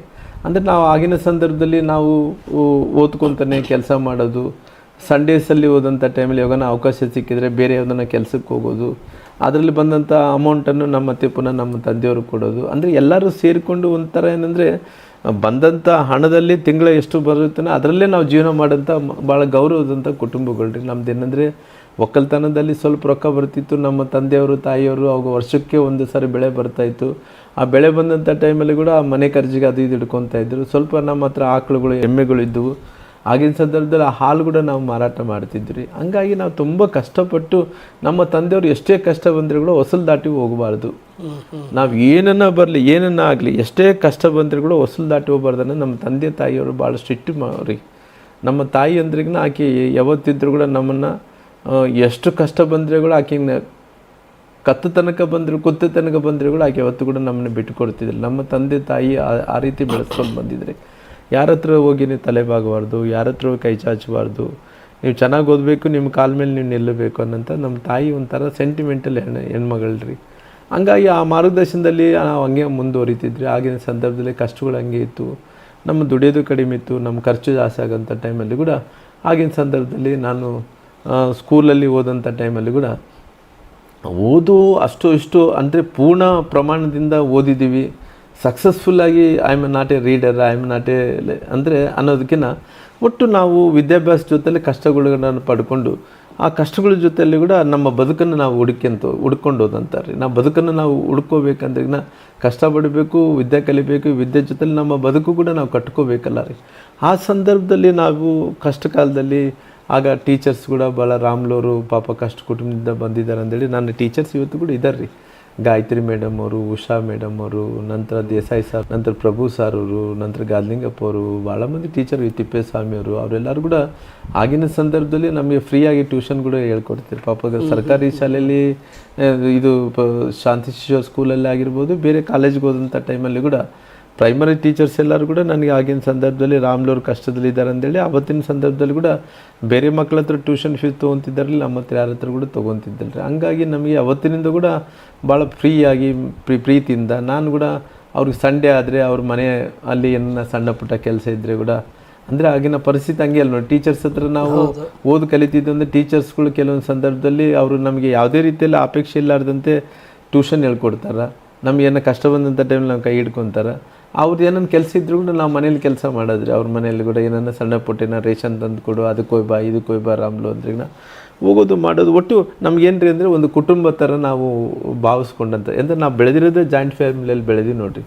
ಹಂಗಾಗಿ ಆ ಸಂದರ್ಭದಲ್ಲಿ ನನಗೆ ತುಂಬ ಸಹಾಯ ಮಾಡಿದರು. ಆಗಿನ ಸಂದರ್ಭದಲ್ಲಿ ಕೂಡ ಟೀಚರ್ಸ್ ಎಲ್ಲರೂ ಕೂಡ ರಾಮ್ಲು ನೀನು ಒಳ್ಳೆ ಸ್ಪೋರ್ಟ್ಸ್ ಮ್ಯಾನ್ ಇದೀಯ ಅಂದೇಳಿ. ಅವಾಗ ಆಗಿನ ಸಂದರ್ಭದಲ್ಲಿ ನಾನು ಸ್ಟೇಟ್ ಲೆವೆಲ್ ಖೋಖೋ ಆಡಿದ್ದೀನಿ. ಆಗಿನ ಸಂದರ್ಭದಲ್ಲಿ ಸ್ಟೇಟ್ ಲೆವೆಲ್ ವಾಲಿಬಾಲ್ ಆಡಿದ್ದೀನಿ. ನಾನು ಕೆಲವೊಂದು ಸಾರಿ ಕ್ರಿಕೆಟಲ್ಲಿ ಕೂಡ ಅವಾಗ 7th ಸ್ಟ್ಯಾಂಡರ್ಡ್ ಓದೋ ತನಕ ಕೂಡ ಕ್ರಿಕೆಟಲ್ಲಿ ಕೂಡ ಭಾಳ ಆಸಕ್ತಿ ಇದ್ದಂಥ ವ್ಯಕ್ತಿ. ಕ್ರಿಕೆಟ್ ಕೂಡ ಚಲೋ ಆಡ್ತಾಯಿದ್ವಿ. ಸ್ವಲ್ಪ ಕಬಡ್ಡಿ ಆಡೋದು ಅಂದರೆ ಸ್ವಲ್ಪ ಬರ್ತಾ ಎಜುಕೇಷನ್ ಮೇಲೆ ಕಾನ್ಸಂಟ್ರೇಷನ್ ಕಡಿಮೆ ಮಾಡಿ ಸ್ಪೋರ್ಟ್ಸ್ ಆ್ಯಕ್ಟಿವಿಟೀಸ್ ಮೇಲೆ ಜಾಸ್ತಿ ಮಾಡ್ತಾಯಿದ್ವಿ. ಕ್ರೀಡೆಗಳಿಗೆ ಆವಾಗಿನ ಸಂದರ್ಭದಲ್ಲಿ ಕ್ರೀಡೆಗಳಲ್ಲಿ ಕೂಡ ಭಾಳ ಆಸಕ್ತಿಯನ್ನು ನೋಡಿಸ್ತಾ ಇದ್ವಿ. ಕ್ರೀಡೆಗಳು ಶಿಕ್ಷಣದ ಜೊತೆಲಿ ತುಂಬ ಕಷ್ಟ ಇತ್ತು. ಕಷ್ಟದ ಜೊತೆಲಿ ಕೂಡ ಟೀಚರ್ಸ್ ಎಲ್ಲರೂ ಕೂಡ ರಾಮ್ಲು ಉದ್ದ ಇದ್ದಾನ, ಸ್ವಲ್ಪ ಒಳ್ಳೆ ವ್ಯಕ್ತಿ ಇದ್ದಾನ, ಮುಗ್ಧತೆ ಇದೆ, ಅವನಿಗೆ ಲೀಡರ್ಶಿಪ್ ಕ್ವಾಲಿಟೀಸ್ ಇದ್ದಾವೆ ಅಂದೇಳಿ ಆಗಿನ ಸಂದರ್ಭದಲ್ಲಿ ಕೂಡ ಆ ಸ್ಕೂಲ್ ಟೀಚರ್ಸು ಎಲ್ಲರೂ ಕೂಡ ರಾಮ್ಲು ನೀನು ಈ ಪೀಪಲ್ ಲೀಡ್ರ್, ಈ ಕ್ಲಾಸ್ಗೆ ಪೀಪಲ್ ಲೀಡ್ರ್ ಆಗಬೇಕು, ಸ್ಕೂಲ್ಗೆ ಲೀಡರ್ಶಿಪ್ ಕ್ವಾಲಿಟೀಸ್ ಇದ್ದಾವೆ, ಸ್ಕೂಲ್ ಲೀಡರ್ ಆಗಬೇಕು. ಆಗಿನ ಸಂದರ್ಭದಲ್ಲಿ ಕೂಡ ಬಡತನ ಇದ್ದರೆ ಕೂಡ ಭಾಳ ಗೌರವ ಜಾಸ್ತಿ ಕೊಡ್ತಾಯಿದ್ರು. ಯಾಕಂದರೆ ಟೀಚರ್ಸ್ ಎಲ್ಲರೂ ಕೂಡ ಆ ಕಷ್ಟದಿಂದ ನೋಡಿದಂಥವ್ರಲ್ಲ.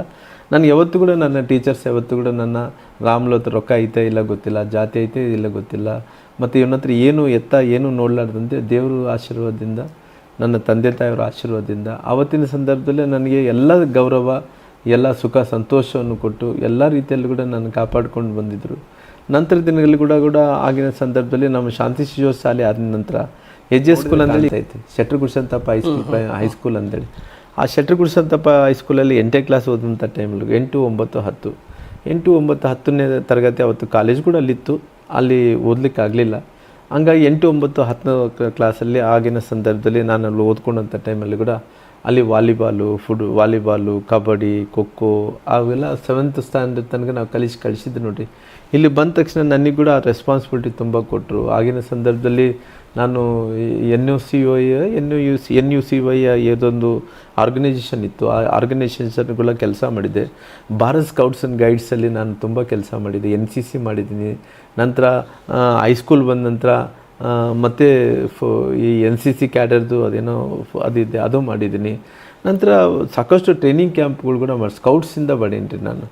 ಆ್ಯಕ್ಟಿವಿಟೀಸಲ್ಲಿ ಅಂದ್ರೆ ಫುಲ್ ಫಿಸಿಕಲ್ ಆ್ಯಕ್ಟಿವಿಟೀಸಲ್ಲಿ ಕ್ರೀಡೆಗಳಂದ್ರೆ ತುಂಬ ಆಸಕ್ತಿ ಇದ್ದು ಪ್ರಯತ್ನ ಮಾಡೋದು, ಎಲ್ಲ ಪ್ರಯತ್ನದಲ್ಲಿ ಸಕ್ಸಸ್ ಆಗೋದು. ನನಗೆ ಭಗವಂತ ಕಷ್ಟ ಇದೆ ಅನ್ನೋಂಥದ್ದು ಬಿಟ್ಟಿಗೆ ನನಗೆ ಹೊರಗಡೆ ಪ್ರಪಂಚದಲ್ಲಿ ಭಗವಂತ ಏನು ಕೇಳಿದಾನೆ ಎಲ್ಲವನ್ನು ಕೂಡ ಕೊಟ್ಕೊತ ಬಂದನ್ರಿ. ನೋಡಿರಿ, ಒಬ್ಬ ಮನುಷ್ಯ ಜೀವನದಲ್ಲಿ ಏನಿಲ್ಲಾರ್ದಂಥ ವ್ಯಕ್ತಿ ಒಂದು ಸ್ಥಾನಕ್ಕೆ ಬರ್ತಾನಂದ್ರೆ ದೇವ್ರ ಸಹಾಯ ಇಲ್ಲಾರ್ದಂಥ ಮಾಡೋಕ್ಕಾಗಲ್ಲ. ನನ್ನಲ್ಲಿದ್ದಂಥ ಕ್ವಾಲಿಟೀಸ್ ಏನೋ ಒಳ್ಳೇದಿರೋ ಕಾರಣ ದೇವರು ಭಗವಂತ ನನಗೆ ಎಲ್ಲರೂ ಈ ಭಾರತದಲ್ಲಿ 130 ಜನಕೋಟಿ ಜನಸಂಖ್ಯೆಯಲ್ಲಿ, ಕರ್ನಾಟಕದಲ್ಲಿ ಕೂಡ 7 ಕೋಟಿ ಜನಸಂಖ್ಯೆಯಲ್ಲಿ ಇವತ್ತು ರಾಮ್ಲೋನಂಥ ವ್ಯಕ್ತಿನ ಏನೇ ಐಡೆಂಟಿಫೈ ಇಲ್ಲದಂಥ ಕುಟುಂಬ, ರೆಕಗ್ನೈಸ್ ಇಲ್ಲದಂಥ ಕುಟುಂಬ, ಒಬ್ಬ ಸಾಮಾನ್ಯವಾದಂಥ ಕುಟುಂಬದ ವ್ಯಕ್ತಿಗೆ ಅಲ್ಲಿ 8 ಮಂದಿ ಮಕ್ಕಳಲ್ಲಿ ಒಬ್ಬ ರಾಮ್ಲು ಅನ್ನೋಂಥ ವ್ಯಕ್ತಿಗೆ ನನಗೆ ಗುರುತಿಸಿ ಒಂದು ಅವಕಾಶವನ್ನು ಮಾಡಿಕೊಡ್ತಾ ಇದ್ದಾನೆ ಅಂದ್ರೆ ಶಾಲೆಯಲ್ಲಿ ಓದಂಥ ಟೈಮಲ್ಲಿ ಕೂಡ ಇವತ್ತು ಅಷ್ಟೊಂದು ನನಗೆ ಅವಕಾಶಗಳು ಮಾಡಿಕೊಡ್ತಾ ಇದ್ದಾನೆ ಅಂದರೆ ನಾನು ಎಲ್ಲೋ ಒಂದು ಕಡೆ ನನಗೆ ನನ್ನ 6th ಸೆನ್ಸ್ ಅಂತ ಇತ್ತು. ಎಲ್ಲೋ ರಾಮ್ಲು ಅವ್ರಿಗೆ ದೇವರ ಆಶೀರ್ವಾದ ಇರ್ಬೋದು ಅಂದ್ಕೊಂಡಿದ್ದೆ. ನಾನು ಕಾಲೇಜ್ಗೆ 8th and 9th and 10th ಓದಂಥ ಟೈಮಲ್ಲಿ ಕೂಡ ಅಲ್ಲಿ ಟೀಚರ್ಸ್ ಎಲ್ಲ ಕೂಡ ನನಗೆ ಸಪೋರ್ಟ್ ಮಾಡಿದರು. ಆ ಟೀಚರ್ಸ್ ಸಪೋರ್ಟ್ ಮಾಡೋಂಥ ಟೈಮಲ್ಲಿ ಕೂಡ ನನ್ನ ಕಷ್ಟ ಇದೆ ಅಂತ ಗೊತ್ತಾಯಿದ್ದು ಕೂಡ ಅವಾಗ ಫ್ರೆಂಡ್ಸು ಸಹಾಯ ಮಾಡಿದರು. ನನ್ನ ಫ್ರೆಂಡ್ಸ್ ಜೊತೆಲಿ ಫ್ರೆಂಡ್ಸು ಏನೋ ನನಗೆ ಏನೋ ಅದೃಷ್ಟ ಅಂತೇಳಿ ನಾನು ತಿಳ್ಕೊತಾ ಇದ್ರಿ. ಭಗವಂತ ನನಗೆ ಗೊತ್ತಿದ್ದಿಲ್ಲ, ಏನಾಗುತ್ತೆ ಅನ್ನೋದು ಗೊತ್ತಿದ್ದಿಲ್ಲ. ನಾನು ಆಗಿನ ಸಂದರ್ಭದಲ್ಲಿ ನಾನು ಹೇಳ್ತಾಯಿದ್ದೆ, ಏನು ಮಾಡ್ತೀರಿ ರಾಮ್ಲು ಮುಂದೆ ಅಂತೇಳಿದೆ. ನಾನು ಏನನ್ನ ನೋಡ್ತೀನಿ, ಒಂದು ಪೊಲೀಸ್ ಆಗಬೇಕಂದೇಳಿ ಪ್ರಯತ್ನ ಮಾಡ್ತೀನಿ, ಒಂದು ಸಬ್ ಇನ್ಸ್ಪೆಕ್ಟರ್ ಆಗಬೇಕಂತ ಪ್ರಯತ್ನ ಮಾಡ್ತೀನಿ. ರಾಮ್ಲು ನೀನು IT ಇದೆ ಅಂತ ಹೇಳಿದ್ರೆ ನೀನು ಸಬ್ ಇನ್ಸ್ಪೆಕ್ಟರ್ ಆಗ್ತೀವಿ ಬಿಡಪ್ಪ ಅಂತ ಹೇಳ್ತಾಯಿದ್ರು. ಇಲ್ಲ ಮಿಲ್ಟ್ರಿಗೆ ಹೋಗ್ತೀನಿ ಅಂತ ಹೇಳ್ತಾಯಿದ್ದೆ. ಹಂಗಾಗಿ ಆಗಿನ ಸಂದರ್ಭದಲ್ಲಿ ಕರ್ನಾಟಕ ರಾಜ್ಯದ ಪವರ್ಫುಲ್ ರಾಜಕಾರಣಿ, ಹಂಗಾಗಿ ಅನ್ಕೊಂಡಿದ್ರು ಸರ್ ರಾಜಕಾರಣಿಗೆ. ನನಗೆ ಆ್ಯಕ್ಚುಲಿ ನನಗೆ ಯಾವತ್ತೂ ಕೂಡ ನೋಡ್ರಿ, ರಾಜಕಾರಣಕ್ಕೆ ನನಗೆ ಯಾವುದೇ ಸಂಬಂಧಗಳು ಇಲ್ಲ ರೀ. ರಾಜಕಾರಣಕ್ಕೆ ಬರ್ತೀನಿ ಅಂತೇಳಿ ಅಂದ್ಕೊಂಡಿದ್ದಲ್ರಿ. ಹಂಗೆ ಆಗಿನ ಸಂದರ್ಭದಲ್ಲಿ ನೋಡ್ರಿ, ಯಾವತ್ತೂ ಕೂಡ ಮನುಷ್ಯ ಕಷ್ಟ ನೋಡಿದಂಥ ಟೈಮಲ್ಲಿ ಎಲ್ಲೋ ಒಂದು ಕಡೆ ಅವಕಾಶಗಳು ಕೂಡಿ ಬರ್ತಾಯಿದ್ದಾವೆ, ಅವಕಾಶಗಳು ಹುಡ್ಕೊತ ಬರ್ತಾಯಿದೆ ಅಂದಾಗ ದೇವ್ರನ್ನಂಥ ದೊಡ್ಡವ್ರಿ. ನಮಗೆ ದೇವ್ರ ಮೇಲೆ ಭಾಳ ವಿಶ್ವಾಸ ರೀ. ಜೀವನದಲ್ಲಿ ಯಾವತ್ತಿದ್ರೂ ಕೂಡ ದೇವ್ರನ್ನಂಥ ವ್ಯಕ್ತಿ ಎಲ್ಲರನ್ನ ಕಾಪಾಡ್ತಾನೆ. ಇವತ್ತು ನಾನು ರಾಮ್ಲೋನಂಥ ವ್ಯಕ್ತಿಗೆ ಎಷ್ಟು ಊಟ ಬೇಕು, ಎಷ್ಟು ಬಟ್ಟೆ ಬೇಕು, ಏನು ಬೇಕನ್ನಂತ ಭಗವಂತ ಹುಟ್ಟಿದಂಥ ಟೈಮಲ್ಲಿ ಹಣೆ ಬರ ಮೇಲೆ ಬರ್ಕೊಂಡೇ ಬಂದಿರ್ತೀವಿ ರೀ. ಯಾವ ಪ್ರಾಣಿಗೆ ಎಷ್ಟು ಬೇಕು, ಎಷ್ಟು ಊಟ ಬೇಕು, ಎಷ್ಟು ಗಾಳಿ ಬೇಕು, ಎಷ್ಟು ನೀರು ಬೇಕು, ಯಾರಿಗೆ ಪ್ರತಿಯೊಬ್ಬರು ಕೂಡ ಮನುಷ್ಯರಿಗೆ, ಪ್ರಾಣಿಗಳಿಗೆ, ಪಕ್ಷಿಗಳಿಗೆ ಎಲ್ಲದೂ ಕೂಡ ಭಗವಂತ ಒಂದು ಅದಕ್ಕೆ ಆದಂಥ ಒಂದು ವ್ಯವಸ್ಥೆಯನ್ನು ಮಾಡಿಕೊಟ್ಟಿರ್ತಾರೆ ರೀ. ಹಂಗಾಗಿ ಭಗವಂತ ಅವಕಾಶ ಸಂದರ್ಭದಲ್ಲಿ ನಾನು ಓದ್ಕೊಂಡಂಥ ಟೈಮಲ್ಲಿ ಕೂಡ ಭಗವಂತ ಸ್ವಲ್ಪ ಎಜುಕೇಷನ್ದಲ್ಲಿ ನಾನು 10th ಫೇಲ್ ಆದೆ ರೀ. 10th 2 ಸಬ್ಜೆಕ್ಟ್ಸ್ ಫೇಲ್ ಆದೆ ರೀ. ನಾನು ಕನ್ನಡದಲ್ಲಿ ಫೇಲ್ ಆದರೆ ನನಗೆ ಆಗಿನ ಸಂದರ್ಭದಲ್ಲಿ ಸ್ವಲ್ಪ ಮ್ಯಾಥಮೆಟಿಕ್ಸಲ್ಲಿ ಡಲ್ ಇದ್ದೆ ಆಗಿನ ಸಂದರ್ಭದಲ್ಲಿ ಮ್ಯಾಥ್ಸ್ ಆ್ಯಂಡ್ ಕನ್ನಡ ಸಬ್ಜೆಕ್ಟಲ್ಲಿ ಎರಡು ಫೇಲ್. ಆಗಿನ ಸಂದರ್ಭದಲ್ಲಿ ನಾನು ಮತ್ತೆ ಪುನಃ ಎಕ್ಸಾಮ್ ಕಟ್ಟಬೇಕಾಯಿತು. ಕಟ್ಟಿದಂಥ ಟೈಮಲ್ಲಿ ಆಗಿನ ಸಂದರ್ಭದಲ್ಲಿ ಅಲ್ಲಿದ್ದಂಥ ವ್ಯವಸ್ಥೆಯಲ್ಲಿ ಶಾಲೆಗಳಲ್ಲಿ ಹಾಗೆ ಬೇರೆ ಬೇರೆ ಶಾಲೆಯ ಜನರೆಲ್ಲರೂ ಕೂಡ ಆಗಿನ ಲೀಡರ್ಶಿಪ್ ವಿಚಾರದಲ್ಲಿ ಗೊಂದಲ ಆಗ್ತಿದ್ದು. ಆಗಿನ ಸಂದರ್ಭದಲ್ಲಿ ಅವ್ರಿಗೆ ಟೀಚರ್ಸ್ ಎಲ್ಲ ಕಂತು ನನ್ನ ರೆಕಗ್ನೈಸ್ ಮಾಡಿದರು. ಅವಾಗ 10th ತನಕ ಕೂಡ ನನಗೆ ಒಬ್ಬ ಲೀಡ್ರಾಗಿ ಅವಕಾಶವನ್ನು ಮಾಡಿಕೊಟ್ರು. ಸ್ಪೋರ್ಟ್ಸ್ ಆ್ಯಕ್ಟಿವಿಟೀಸಲ್ಲಿ ಕೂಡ ಭಾಳ ಆಸಕ್ತಿಯನ್ನು ನೋಡಿಸಿ ರಾಮ್ಲೋರ್ಗೆ ಕ್ರೀಡೆಯಲ್ಲಿ ಆಸಕ್ತಿ ಇದೆ ಅಂತೇಳಿ ನನಗೆ ಎಲ್ಲರೂ ಕೂಡ ಸಾಥನ್ನು ಕೊಡ್ತಾಯಿದ್ರು. ಆಮೇಲೆ ನಾನು 10th ಫೇಲ್ ಆದ ನಂತರ ಮತ್ತೆ ಪುನಃ ಕಟ್ಕೊಂಡು ಪಾಸ್ ಆದ ತಕ್ಷಣ ವೀರೇಶ ವಿದ್ಯಾರ್ಥಿ ಕೇಂದ್ರಕ್ಕೆ ಕಾಲೇಜ್ಗೆ ಹೋದೆ. ವೀರೇಶ ವಿದ್ಯಾರ್ಥಿ ಕಾಲೇಜ್ಗೆ ಹೋದಂಥ ಟೈಮಲ್ಲಿ ಕೂಡ ಅಲ್ಲಿ ಆವತ್ತಿನ ಬಡತನದಲ್ಲಿ ನನಗೆ ಕಾಲೇಜ್ ಫೀ ಕಟ್ಟಕ್ಕೆ ರೊಕ್ಕ ಇರ್ತಿದ್ದಿಲ್ಲ. ಆಗಿನ ಸಂದರ್ಭದಲ್ಲಿ ಕಟ್ಟೋಕ್ಕಾಗ್ಲಾರ್ದಂಥ ಟೈಮಲ್ಲಿ ಆವಾಗ ನಮಗೆ ಪಾಪ ರಾಮ್ಲೋರ್ ಅಂದ ತಕ್ಷಣ ಅಲ್ಲಿದ್ದಂಥ ಟೀಚರ್ಸ್ಗಳು ಅಲ್ಲಿದ್ದಂಥ ಮ್ಯಾನೇಜ್ಮೆಂಟ್ ಎಲ್ಲರೂ ಕೂಡ ಆಗ ಜಾಸ್ತಿ ಅಂತ ತೊಗೊಂಡಿಲ್ಲ. ಅವ್ರು ಹೇಳಿದ್ರು ರಾಮ್ಲೋರೇ ಮಿನಿಮಮ್ ಫೀಸ್ ಇರ್ತದೆ, ನೀವು you belongs to Valmiki community SC/ST ಆಗಿರೋ ಕಾರಣ ಅದರ್ ಕ್ಯಾಸ್ಟ್ಗೆ ಅಂದರೆ ಜಾಸ್ತಿ ತೊಗೋಬೋದು, ನಿಮಗೆ ಕಡಿಮೆ ತೊಗೊತೀವಿ ಅಂತೇಳಿ ಕಡಿಮೆ ತೊಗೊಂಡು ನನಗೆ ಆಗಿನ ಸಂದರ್ಭದಲ್ಲಿ ಟೆಕ್ಸ್ಟ್ ಬುಕ್ಸ್ ಎಲ್ಲ ಕೂಡ ಪಾಪ ಆವಾಗ ಫ್ರೀಯಾಗಿ ಅಂದರೆ ಈಗ ಮಕ್ಕಳೆಲ್ಲರೂ ಕೂಡ ಓದ್ಕೊಂಡಿರೋಂಥ ಮಕ್ಕಳು ಬಿಟ್ಟಿರ್ತಾರೆ ನೋಡ್ರಿ. ಕೆಲವು ಮಂದಿ ಓದ್ಕೊಂಡು ಪಾಸಾದಂಥ ಮಕ್ಕಳಿಗೆ ಆಗಿನ ಸಂದರ್ಭದಲ್ಲಿ ಟೆಕ್ಸ್ಟ್ ಬುಕ್ಗಳೆಲ್ಲ ಕಲೆಕ್ಷನ್ ಮಾಡ್ಕೊತಾ ಇದ್ರಿ. ಆ ಓದ್ಕೊಂಡಿದ್ದಂಥ ಮಕ್ಕಳು ಪಾಸಾದಂಥ ಮಕ್ಕಳ ಹತ್ರ ನನ್ನ ಟೆಕ್ಸ್ಟ್ ಬುಕ್ಸ್ ಕೂಡ ಇಸ್ಕೊಟ್ಟಾರ್ರಿ. ನಾನು ನೆನಪಿದೆ ರೀ ಇದು.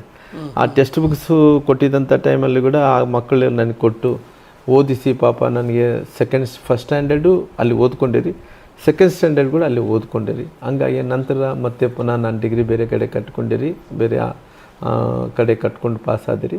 ಹಂಗಾಗಿ ಆಗಿನ ಸಂದರ್ಭದಲ್ಲಿ ಕಷ್ಟದ ದಿನಗಳಲ್ಲಿ ಕೂಡ ವಿದ್ಯಾಭ್ಯಾಸ ಅಂದರೆ ಫುಲ್ ತರುವಾಗಿ ನಿನಗೆ ರಾಮ್ಲೋರ್ಗೆ 100ಗೆ ಎಷ್ಟು ಮಾರ್ಕ್ಸ್ ಕೊಡ್ತೀವಿ ಅಂದರೆ ನಮಗೆಲ್ಲರಿಗೂ ಕೂಡ ಜಸ್ಟ್ ಪಾಸ್ ಮಾರ್ಕ್ಸೇ ಕೊಡ್ಬೇಕು ರೀ. ನೀವೆಲ್ಲರೂ ಕೂಡ ನನಗೆ 60-70 ಕೊಡ್ತೀನಿ ಅನ್ನೋಕ್ಕೆ ಆಗಲ್ಲ ರೀ. ಯಾಕಂದ್ರೆ ನಾವೆಲ್ಲರೂ ಲಿಮಿಟೆಡಾಗಿ ಓದಿದೆ ಅಂತವ್ರಿ.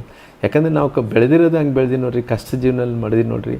ಹಂಗೆ ಮನೆ ನಡೆಸ್ಬೇಕಾದ್ರೆ ಕಷ್ಟ ಆದಂಥ ಟೈಮಲ್ಲಿ ನಾವು ಕೆಲಸ ಮಾಡಬೇಕಾಯ್ತು, ಓದ್ಕೋಬೇಕಾಯ್ತು, ರೆಸ್ಪಾನ್ಸಿಬಿಲಿಟಿ ತುಂಬ ಜನರು ಇತ್ತು ರೀ. ಹಂಗಾಗಿ ನಾವು ಓದು ಪಾಸಾಗಿದ್ದೀವಾಗಲಿ ಅಂದರೆ ಫುಲ್ ಕ್ವಾಲಿಟಿ ಎಜುಕೇಷನ್ ಸಿಕ್ಕಿದೆ ಅಂದರೆ ಕ್ವಾಲಿಟಿ ಎಜುಕೇಷನ್ ಟೀಚರ್ಸ್ ಕೊಟ್ಟಾರೆ. ನಮಗಿರೋಂಥ ಆಗಿನ ಪರಿಸ್ಥಿತಿಯಲ್ಲಿ ಸ್ವಲ್ಪ ಕಾನ್ಸಂಟ್ರೇಷನ್ನು, ಕುಟುಂಬ, ಸಂಸಾರ, ಈ ಮನೆತನ ಎಲ್ಲಿ ಕೂಡ ಹೊರಗಡೆ ಹೋಗ್ಬಾರ್ದು ಅನ್ನೋಂಥ ಟೈಮಲ್ಲಿ ಮನೆಯಲ್ಲಿ ಯಾರಿಗನ್ನ ಜವಾಬ್ದಾರಿ ಬಂದರೆ ದೊಡ್ಡ ಮಗಗೆ ಬರ್ತದೆ ರೀ.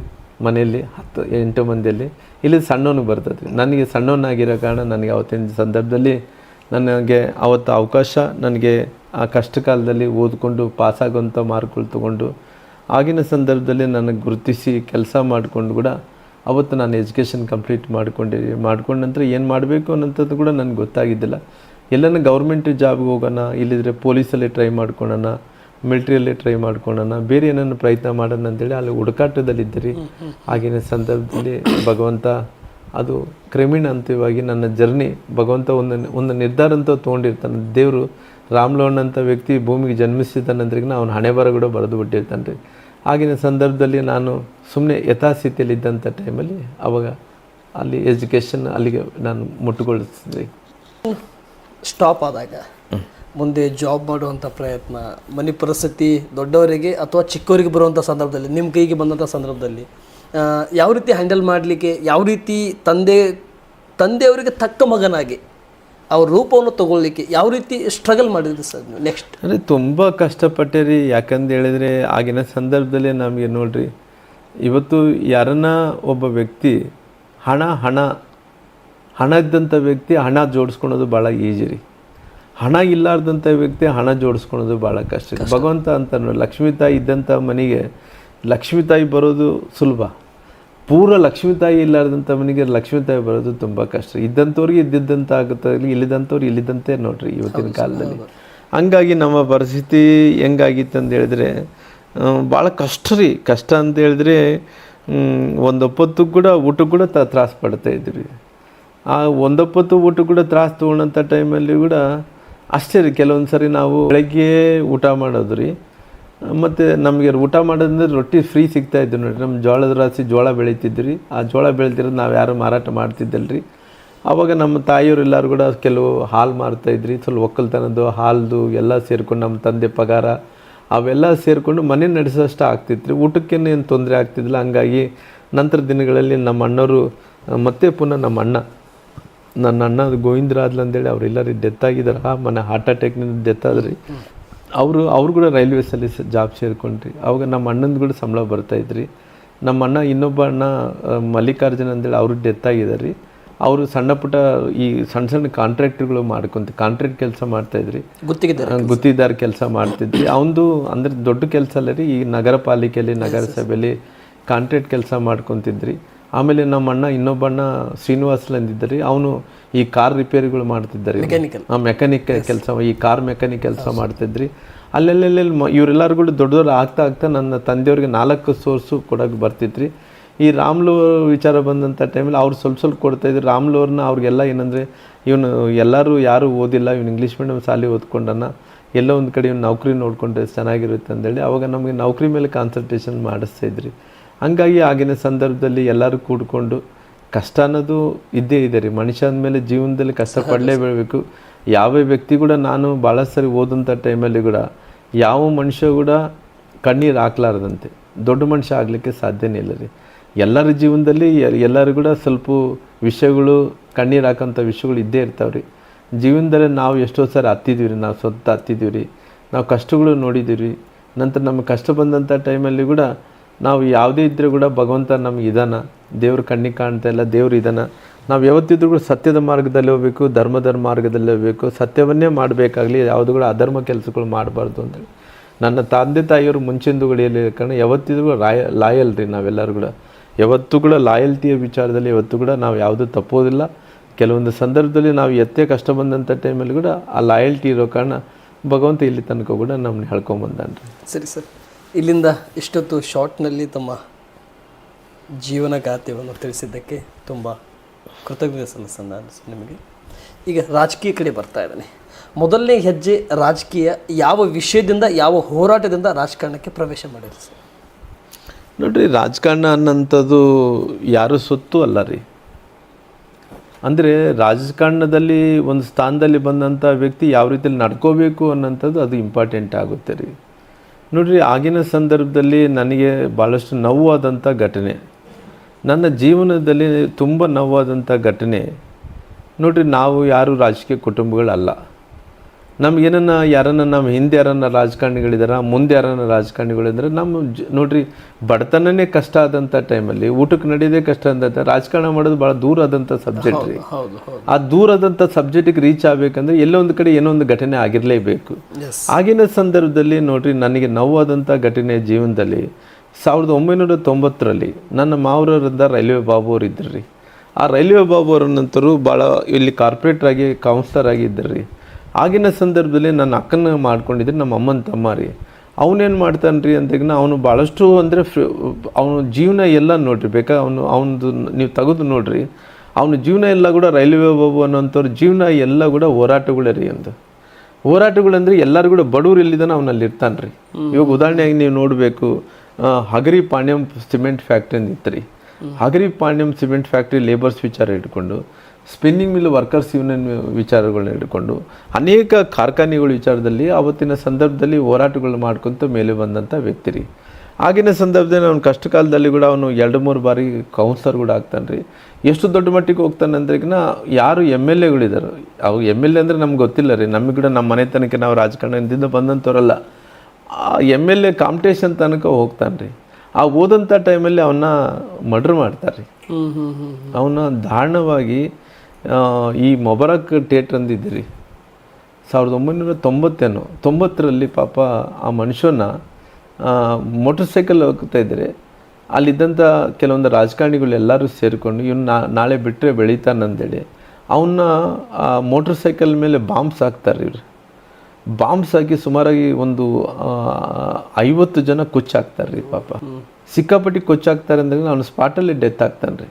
ಆಗಿನ ಸಂದರ್ಭ ನಾವೆಲ್ಲ ಕೂಡ ನಾನು ಓದ್ಕೊತಾ ಇದ್ದೆ, ಸೆಕೆಂಡ್ ಇಯರ್ ಓದ್ಕೊತಾ ಇದ್ರಿ, ಸೆಕೆಂಡ್ ಇಯರು ಡಿಗ್ರಿ ಓದ್ಕೊತಿದ್ದೆ. ಆಗಿನ ಸಂದರ್ಭದಲ್ಲಿ ಆವಾಗ ಆ ಮನುಷ್ಯ ತೀರ್ಕೊಂಡು ಹೋಗ್ತಾನೆ ರೀ. ಅಂದರೆ ಸ್ಪಾಟಲ್ಲೇ ತೀರ್ಕೊಂಡು ಹೋಗ್ತಾನೆ. ಆಮೇಲೆ ಎತ್ಕೊಂಡು ಹೋಗೋಳಗಡೆನೆ ಆಗಿನ ಸಂದರ್ಭದಲ್ಲಿ ಬಹುಶಃ ನನಗೆ ಗೊತ್ತಿರೋಂಥ ಪ್ರಕಾರ ಬಂಗಾರಪ್ಪನವರು ಮುಖ್ಯಮಂತ್ರಿಗಳಾಗಿದ್ದರು. ಇಲ್ಲಿ ರಾಮಪ್ಪನವರು, ಮುಂಡ್ಲೂರು ರಾಮಪ್ಪನವರು ಅಂತೇಳಿ ಅವರು ವಿದ್ಯುತ್ ಶಾಖಾ ಮಂತ್ರಿಗಳೇನೋ ಆಗಿದ್ದರು ರೀ. ಆಗಿನ ಸಂದರ್ಭದಲ್ಲಿ ಕಾಂಗ್ರೆಸ್ ಸರ್ಕಾರ ಇತ್ತು ರೀ. ಅವಾಗ ನನ್ನ ಸೋದರ ಮಾವನ್ನ ಮರ್ಡರ್ ಮಾಡ್ತಾರೆ ರೀ. ಆ ಮರ್ಡರ್ ಮಾಡಿದಂಥ ಟೈಮಲ್ಲಿ ಕೂಡ ಅವತ್ತು ನಾವೆಲ್ಲ ಸಣ್ಣವ್ರಿ. ಆಗಿನ ಸಂದರ್ಭದಲ್ಲಿ ಯಾರು ಕೂಡ ನಮ್ಮ ರಾಜಕಾರಣಿಗಳು ಆಸಕ್ತಿ ಇಲ್ಲ ಅಲ್ರಿ. ಈ ಶಾಲೆಯಲ್ಲಿ ಸ್ವಲ್ಪ ಓದ್ಕೊಂಡಿರೋ ಕಾರಣ ಲೀಡರ್ಶಿಪ್ ಕ್ವಾಲಿಟೀಸ್ ಇರೋ ಕಾರಣ ಅವತ್ತಿನ ಸಂದರ್ಭದಲ್ಲಿ ಈ ಜಾತ್ರೆ ರೀ ಅವ್ನು ಸತ್ತಂಥ ಟೈಮಲ್ಲಿ ಎಷ್ಟು ಮಟ್ಟಿಗೆ ಮನುಷ್ಯ ಆಗಿದ್ರಿ ಅಂದಾಗ ಆಗಿನ ಸಂದರ್ಭದಲ್ಲಿ ರಾಜೀವ್ ಗಾಂಧಿ ಅವರು ಪ್ರಧಾನಮಂತ್ರಿಗಳಿದ್ರೆ ಆಗಿನ ಸಂದರ್ಭ ರಾಜೀವ್ ಗಾಂಧಿ ಹತ್ರ ಕೂಡ ಹೋಗಿ ಬಂದಿದ್ದಾರೆ, ಅಲ್ಲಿ ತನಕ ಹೋಗಿದ್ದಾರೆ. ಪಾಪ ಅಷ್ಟು ದೊಡ್ಡ ಮನುಷ್ಯನ ಕೊಂದಾಕ್ತಾರೆ. ಕೊಂದಾಕಿದಂಥ ಟೈಮಲ್ಲಿ ನನಗೆ ತುಂಬ ನೋವಾದಂಥ ಟೈಮಲ್ಲಿ ಅನಿವಾರ್ಯವಾದಂಥ ಪರಿಸ್ಥಿತಿಯಲ್ಲಿ ಅವಾಗ ರಾಜಕಾರಣಕ್ಕೆ ನಾನು ಬರಬೇಕಾಯ್ತು ರೀ. ರಾಜಕಾರಣಕ್ಕೆ ಬಂದಂಥ ಟೈಮಲ್ಲಿ ಅವತ್ತಿನ ಸಂದರ್ಭದಲ್ಲಿ ಕೂಡ ನಾನು 97 ಆ ಸಂದರ್ಭದಲ್ಲಿ ಕೂಡ ನಾನು ನಗರ ಪಾಲಿಕೆ ಸದಸ್ಯನಾಗ್ತೇನೆ ರೀ. ಫಸ್ಟ್ ಕೌನ್ಸಿಲರ್ ಆಗಿ ನಾನು ಆಯ್ಕೆ ಆಗ್ತೇನೆ ರೀ.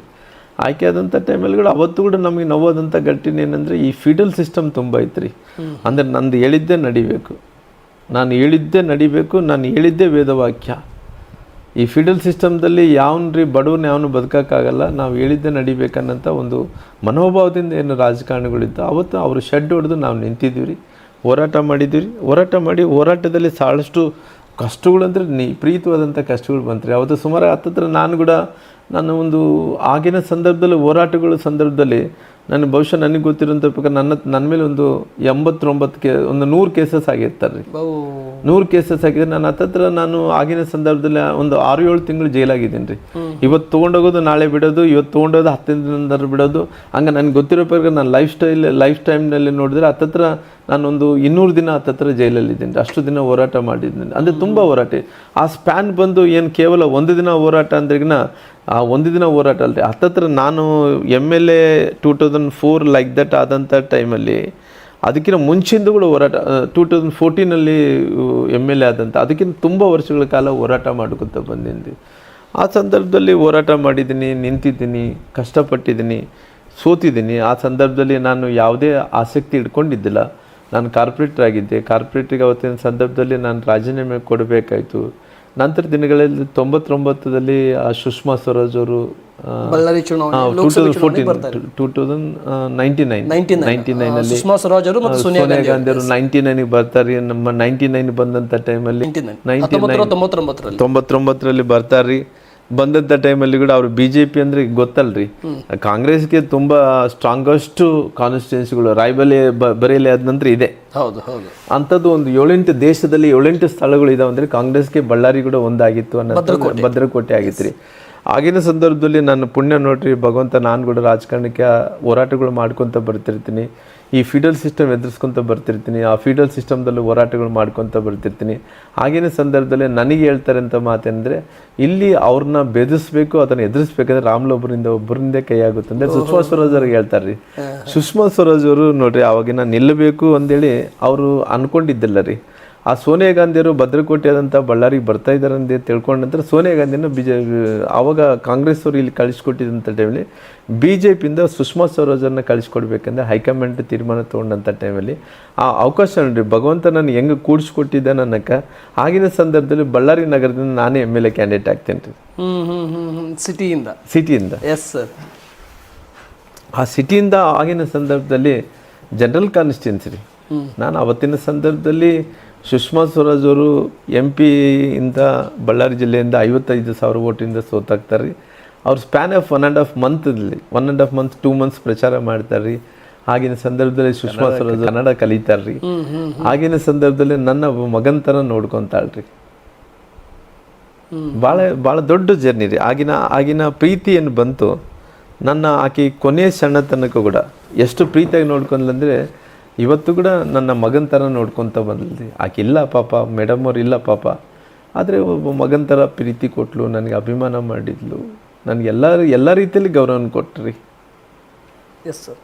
ಅಲ್ಲಿಂದ ನಿಮ್ಮ ಜರ್ನಿ ಕಾರ್ಪೊರೇಷನಿಂದ ಸ್ಟಾರ್ಟ್ ಆಗಿರ್ತದೆ. ಕಾರ್ಪೊರೇಷನಿಂದ ಜರ್ನಿ ಸ್ಟಾರ್ಟ್ ಆಗಿ ಇಲ್ಲಿ ತನಕ ಬಂದಿದ್ದೀನಿ ರೀ. ಸರಿ, ಈ ಮೊಳಕಾಲ್ಮೂರು ವಿಧಾನಸಭಾ ಕ್ಷೇತ್ರ,